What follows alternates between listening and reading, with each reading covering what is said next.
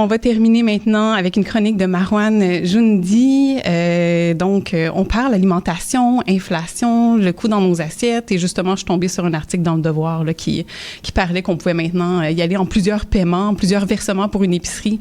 Donc, bienvenue, Marouane. Merci beaucoup de m'accueillir. En fait, c'est dans le cadre de mon cours d'économie de l'environnement que je viens vous voir. Et puis, j'aimerais vous parler donc de l'impact en fait des changements climatiques sur le coût de nos aliments. Oui. Et pour cause, il se peut qu'à l'horizon 2035, du fait de la crise climatique, le prix des aliments augmente entre 20 et 87% selon les scénarios par rapport à 2015.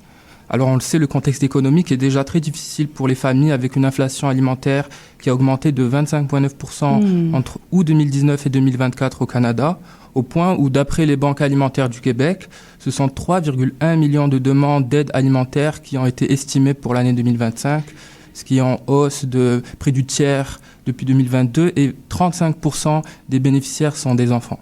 Oui, c'est une grosse augmentation. Et qu'est-ce qui explique l'inflation du coût des aliments?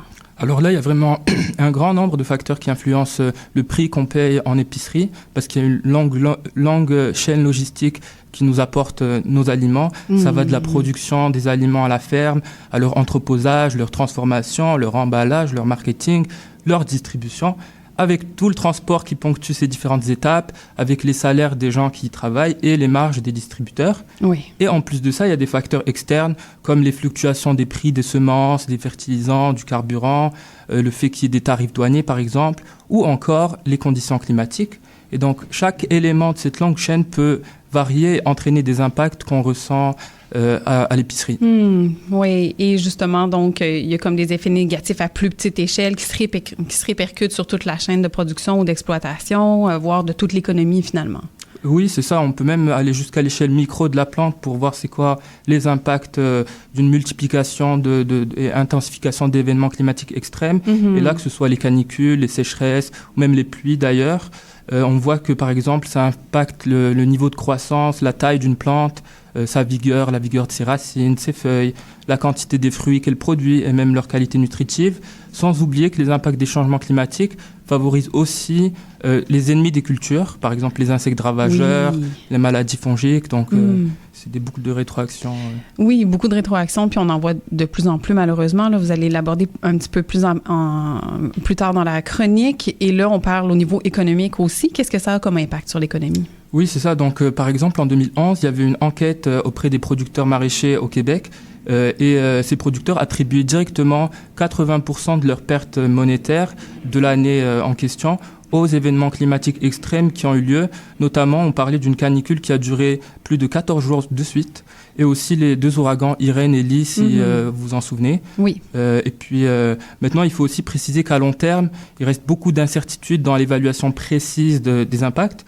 Et même si les impacts mondiaux seront globalement négatifs, le GIEC mentionne tout de même qu'il pourrait y avoir certains effets bénéfiques sur certaines cultures dans certaines régions comme le Québec qui bénéficieraient de périodes plus longues de croissance. Oui. Mais cela ne veut pas dire que ces produits nous coûteront moins cher à nous consommateurs, tellement la disruption que vont causer les changements climatiques sera large et intriquée d'un point de vue socio-économique. Mais oui, assurément. Et là, justement, à court terme, as-tu des exemples précis de la manière dont les changements climatiques impactent déjà notre facture à l'épicerie? On a vu quand même des prix de fou, parfois même pendant la pandémie, sur certains aliments. Les exemples ne manquent pas pour le coup. En fait, on peut même s'amuser à imaginer un repas complet avec entrée, plat, dessert et même une boisson. Pour nous donner une idée, il y a l'heure du lunch qui arrive bientôt. Donc en entrée, on va prendre une salade de légumes frais par exemple. Okay. En 2022, leur prix a augmenté de près de 9%, en grande partie à cause du fait qu'on importe beaucoup de légumes et que les États-Unis ont subi une méga sécheresse en 2021 qui était la plus importante depuis 1200 ans. Ouf. Et ça, c'est un rappel que des événements normalement rares vont se produire de plus en plus, et aussi que les chocs qui se passent dans d'autres pays ont un impact sur nous du fait de la mondialisation. Oui. Passons au plat de résistance. Donc, on va dire que c'est un repas protéiné. On est végétarien, végétarienne pour des raisons environnementales. Là, c'est une étude de l'Université Columbia qui a montré que les changements climatiques affaiblissent la santé des grains et le rapport nutritif et protéique. Et si on mange la viande, là, les sécheresses dans les prairies qu'il y a eu en 2021 ont augmenté le prix du bœuf de 14%, du porc de 8% et du poulet aussi de 8% parce que ça a brûlé notamment pour le bœuf tous les pâturages à cause des feux de forêt. Et puis ça, c'est un rappel aussi qu'à long terme, les changements climatiques réduisent les tailles du bétail. Oui. Donc, sans parler des conséquences en termes de GES, Autre, oui. vous parliez plutôt dans la chronique sur le documentaire. Oui, sur le documentaire par Maïté Bellemire qui... Bon, là, on va passer au dessert. Donc, on va prendre des fruits frais, par exemple. Et ben là, en 2021, la canicule en Colombie-Britannique a participé à la hausse de 11% du prix des fruits, avec certains cultivateurs de bleuets, de framboises, de cerises, qui ont perdu jusqu'à 50 à 70% de leur récolte, avec certains fruits qui ont même cuit à même les branches. Oh mon Dieu, oui, OK. Puis bon, si on aime le chocolat, si on a la dent sucrée, là encore, le cacao est beaucoup produit en Afrique de l'Ouest. Il y a eu un doublement des canicules, puis une hausse des pluies en période où normalement les récoltes doivent sécher. Et là, le prix a quadruplé depuis les années 2010. Il est passé de $2 000 la tonne de cacao à $12 500 en 2024. Donc voilà, bon... Oui, c'est intéressant de voir quand même le rôle, parce qu'on pense à l'inflation comme étant seulement des coûts de vie qui augmentent, mais pourquoi ils augmentent? Là, on a des réponses fort intéressantes du côté climatique. Et là, tu nous dresses un portrait qui coupe un petit peu l'appétit, je dois le dire.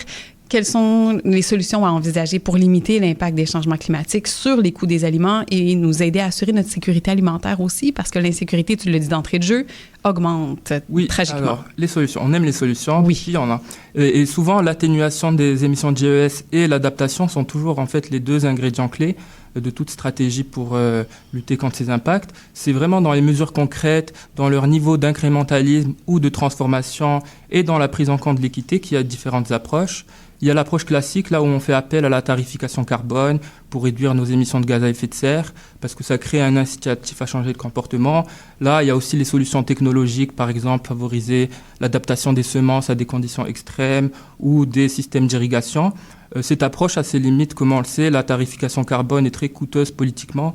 Puis là, ça a été en grande partie même supprimé au Canada. Il y a une autre approche centrée plus sur l'équité sociale et la redistribution étatique, là qui part du principe que les grandes chaînes, par exemple, ont des marges qui sont en constante croissance. Et là, ils appellent plus à la mise en place de systèmes d'épicerie publique. On l'a vu, par exemple, à l'élection du nouveau maire de New York. C'était une solution phare qu'ils proposaient. Donc là, ça n'attaque pas directement les changements climatiques à long terme. Mais ça assure une sécurité quand même au sein de la communauté. Là. C'est davantage là, que ça a un impact. C'est ça. Puis enfin, il y a une approche qui est plus locale, décentralisée, qu'on a beaucoup au Québec ici avec les entreprises d'économie sociale. Ça part du principe que le commerce international est vulnérable aux crises climatiques qui auront lieu et qui ont déjà lieu, et aussi que le transport international est très coûteux en termes d'émissions de GES.